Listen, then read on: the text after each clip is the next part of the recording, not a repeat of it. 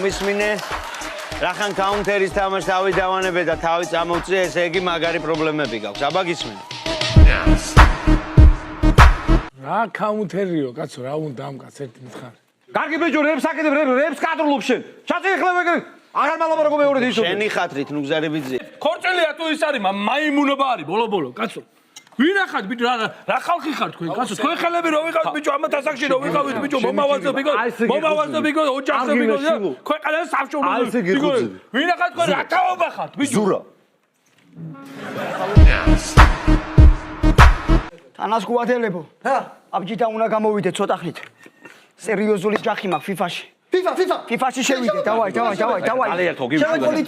ეხლა ბიჭო, წესიერად მოიქეცი იცოდე რო გეუბნები კაცო რა. გაჩერდე ხა გავჭედა მართლა რო გეუბნები. ხო იცი როგორი პატარა ბიჭესტარი მაგ ჭედა ვეკრებე ბიჭო.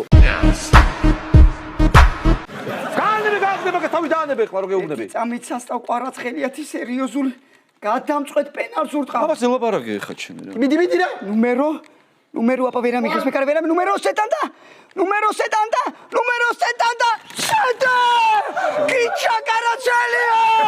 Sete! გამოგივიდა თქვენ? ჰა? რაგე ხალხი მოსული ვარ და კაიფი გვიდა, პროსტარება გვიდა, პური ჩაბა გვიდა რაღაცა. და კვერცხული თამაშები თამაშობთ აქ. სუპრის დასასრულს მე მინდა შემოგთავაზოთ 5 ყველაზე მისტიური ჩხუბი ქორწილი.